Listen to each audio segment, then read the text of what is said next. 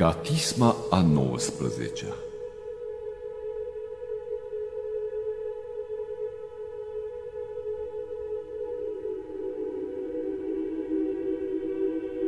Lăudați numele Domnului, lăudați slugi pe Domnul, cei ce stați în casa Domnului, în curțile Dumnezeului nostru, lăudați pe Domnul că este bun, cântați numele Lui că este bun, că pe Iacob și l-a ales Domnul, pe Israel spre moștenire Lui, că eu am cunoscut că mare este Domnul și Domnul nostru peste toți Dumnezeii.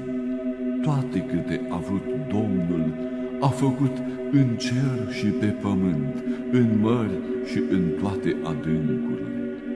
A ridicat nori de la marginea pământului, fulgerile spre ploaie le-a făcut. El scoate vânturile din visteriile sale. El a bătut pe cei întâi născuți ai Egiptului, de la om până la dobitoc. Trimisa semne și minuni în mijlocul tău, Egipte, lui Faraon și tuturor robilor lui. El a bătut neamuri multe și a ucis împărați puternici, pe Sihon, împăratul Amoreilor, și pe Og, împăratul Basanului, și toate stăpânirile Canaanului. Și-a dat pământul lor moștenire, moștenire lui Israel, poporului său. Doamne, numele Tău este în veac și pomenirea Ta în neam și în neam. Că va judeca Domnul pe poporul său și de slugile sale se va milostivi. Idolii neamurilor sunt argint și aur, lucruri făcute de mâini omenești. Gură au și nu vor trăi, ochi au și nu vor vedea, urechi au și nu vor auzi, că nu este duh în gura lor. Asemenea lor să fie toți cei ce-i fac pe dânsii și toți cei ce se încred în ei. Casa lui Israel, binecuvântați pe Domnul, casa lui Aron, binecuvântați pe Domnul, casa lui Levi, binecuvântați pe Domnul. Cei ce vă temeți de Domnul, binecuvântați pe Domnul. Binecuvântat este Domnul din Sion, Cel ce locuiește în Ierusalim. Mărturisiți-vă Domnului că este bun, că în veac este mila Lui. Lăudați pe Dumnezeul Dumnezeilor, că în veac este mila Lui. Lăudați pe Domnul Domnilor, că în veac este mila Lui. Singurul care face minuni mari, că în veac este mila Lui. Cel ce a făcut cerul cu pricepere, că în veac este mila Lui. Cel ce a întărit pământul pe ape, că în veac este mila Lui. Cel ce a făcut luminătorii cei mari, că în veac este mila Lui. Soarele spre stăpânirea zilei, că în veac este mila Lui.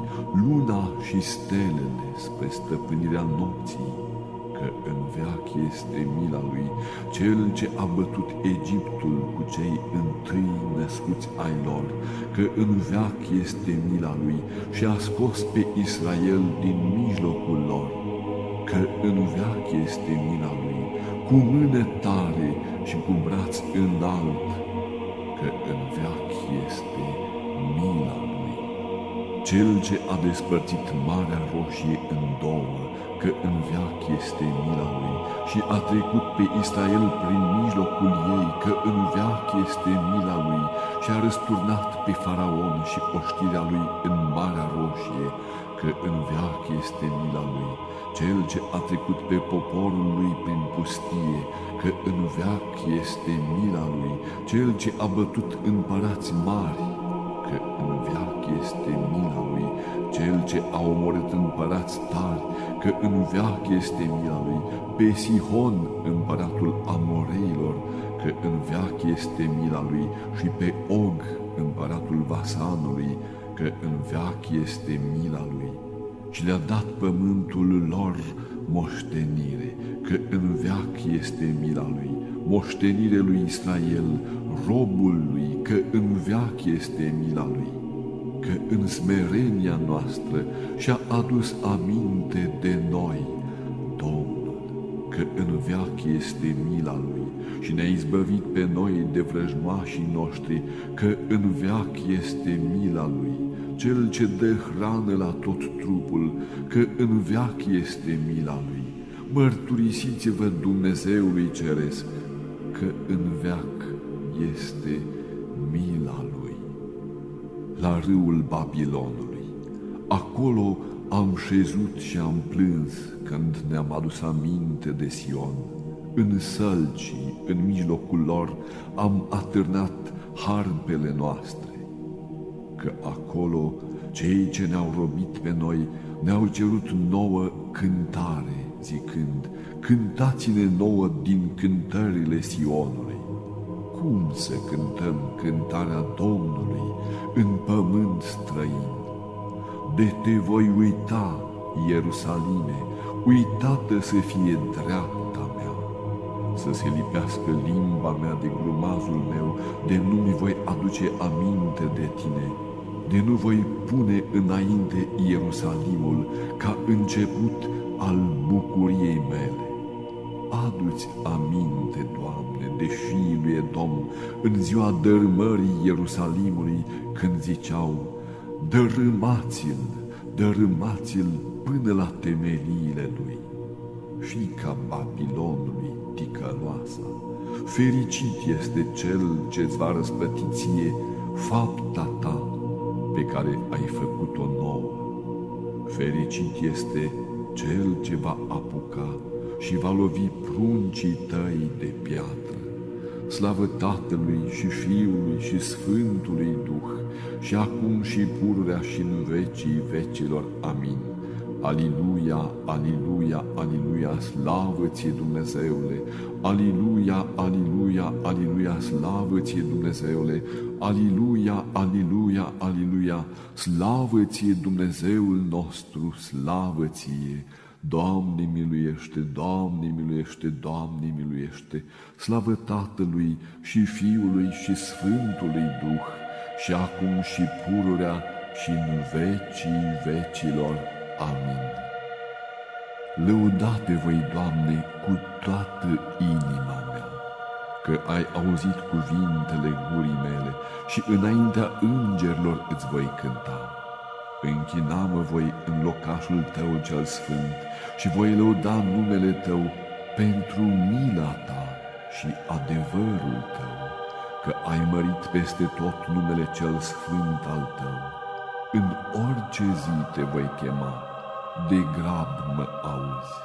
Sporește în sufletul meu puterea, să te laude pe tine, Doamne, toți împărații pământului, când vor auzi toate graiurile gurii tale, și să cânte în căile Domnului, că mare este slava Domnului, că înalt este Domnul, și spre cele smerite privește, și pe cele înalte de departe le cunoaște.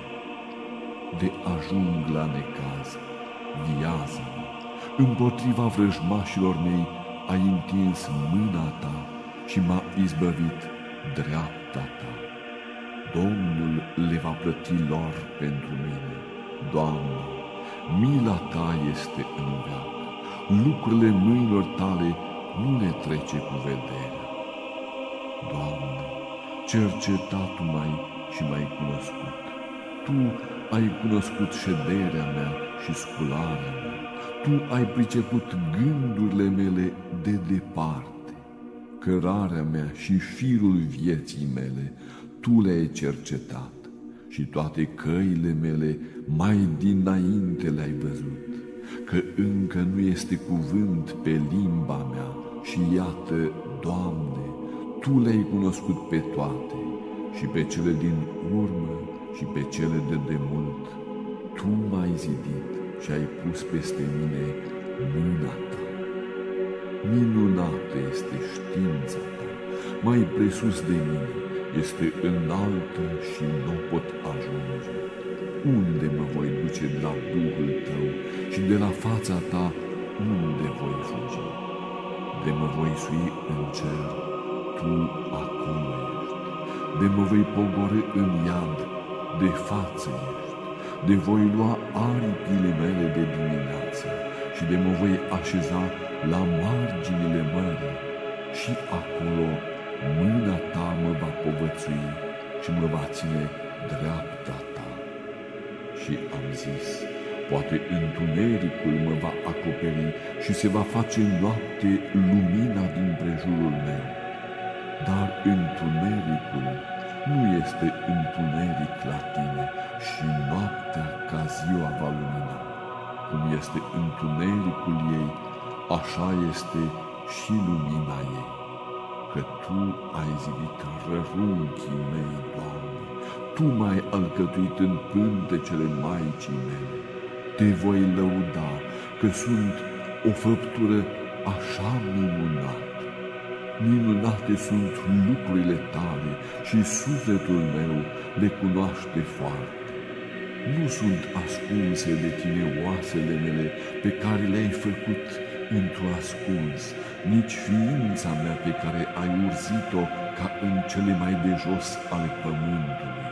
Cele nelucrate ale mele le-au cunoscut ochii Tăi și în cartea Ta se vor scrie toate. Zi de zi se vor săvârși și nici una din ele nu va fi nescrisă.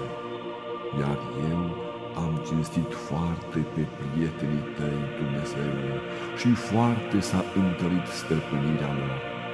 Și voi număra pe ei și mai mult decât nisipul se vor înmulți.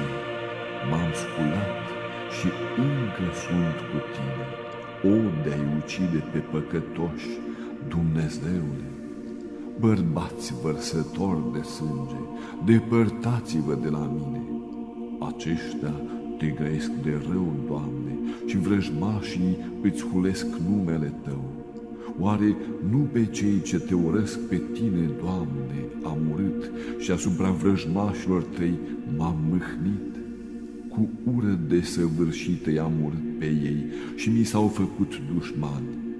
Cercetează-mă, Doamne, și cunoaște inima mea, încearcă-mă și cunoaște cărările mele și vezi de este calea fără de legii în mine și mă îndreptează pe calea cea veșnică. Scoate-mă, Doamne, de la omul viclean și de omul nedrept mă izbăvește, care gândeau nedreptate în inimă. Toată ziua îmi duceau război.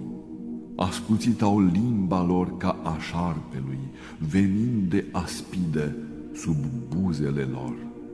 Păzește-mă, Doamne, de mâna păcătosului, scoate-mă de la oamenii nedrepți care au gândit să împiedece pașii mei. Pusă mi-au cei mândri cursă mie și funii, curse au întins picioarelor mele, pe cărare mi-au pus pietre de poticneală. Zis-am Domnului, Dumnezeul meu ești Tu, ascultă, Doamne, glasul rugăciunii mele. Doamne, Doamne, puterea mântuirii mele, umbrit ai capul meu în zi de război. Să nu mă dai pe mine, Doamne, din pricina poftei mele pe mâna păcătosului. Viclenit-au împotriva mea, să nu mă părăsești ca să nu se trufească. Vârful lațului lor, ostenela buzelor lor să-i acopere pe ei, să cadă peste ei cărbuni aprinși, în foc aruncă-i pe ei, în necazuri pe care să nu le poată rânda. Bărbatul limbut nu se va îndrepta pe pământ, pe omul nedrept răutatea îl va duce la pieire. Știu că Domnul va face judecată celui sărac și dreptate celor sărmani, iar drepții vor lăuda numele Tău și vor locui cei drepți în fața Ta. Slavă Tatălui și Fiului și Sfântului Duh, și acum și pururea și în vecii vecilor. Amin. Aliluia, aliluia, aliluia, slavă ție Dumnezeule! Aliluia, aliluia, aliluia, slavă ție Dumnezeule!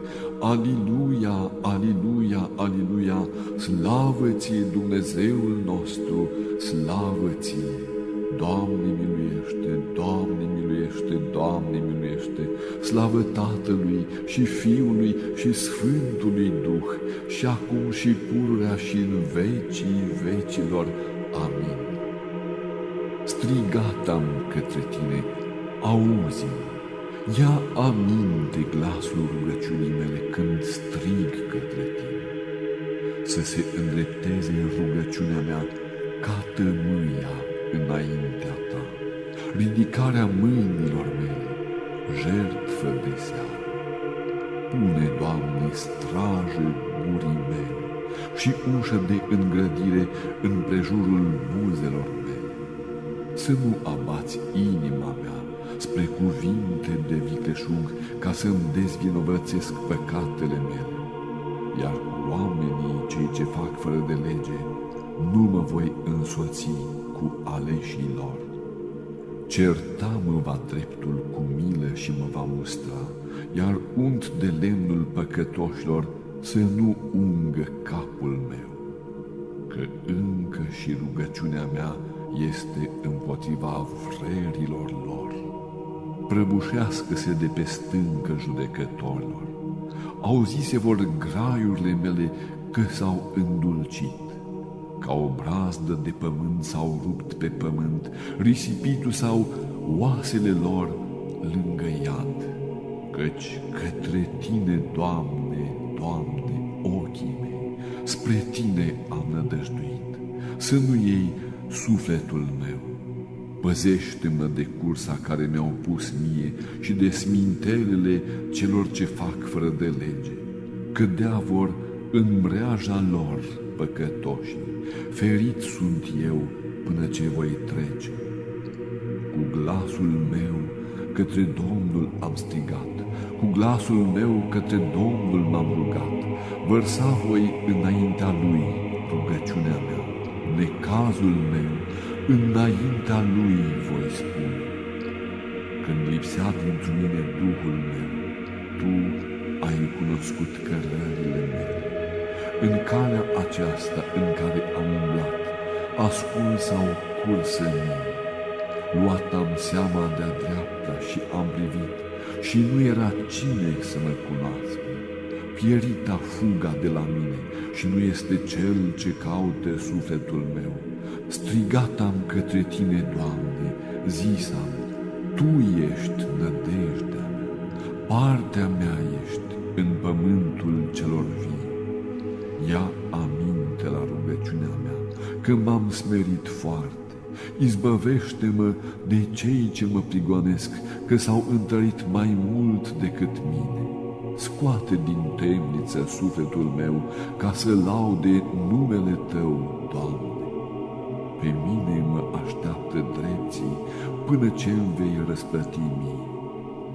Doamne, auzi rugăciunea mea, ascultă cererea mea, într-o credincioșia Ta, auzi-mă într-o dreptatea Ta. Să nu intri la judecată cu robul Tău, că nimeni din cei vii nu-i drept înaintea Ta. Vrăjmașul prigonește sufletul meu și viața mea o calcă în picioare. Făcut-mă să locuiesc în întuneric, ca morții cei din veacuri. Mâhnit e Duhul în mine și inima mea încremenită în lăuntrul meu. Adus-mi-am aminte de zilele cele de demult, cugetat am la toate lucrurile Tale, la faptele mâinilor Tale m-am gândit. Tins-am către Tine mâinile mele, sufletul meu ca un pământ însetoșat. De grab auzi-mă, Doamne, că a slăbit Duhul meu, nu-ți întoarce fața Ta de la mine, ca să nu mă asemăn celor ce se coboară în mormânt. Fă să aud dimineața mila Ta, că la Tine mi-e nădejdea. Arată-mi calea pe care voi merge, că la Tine am ridicat sufletul meu. Scapă-mă de vrăjmașii mei, că la Tine alerg, Doamne. Învață-mă să fac voia Ta, că Tu ești Dumnezeul meu. Duhul Tău cel bun să mă povățuiască la pământul dreptății. Pentru numele Tău, Doamne, dăruiește-mi viață. Pentru dreptatea Ta, scoate din necaz sufletul meu. Fă bunătate, destârpește pe vrăjmașii mei și pierde pe toți cei ce necăjesc sufletul meu, că eu sunt robul Tău.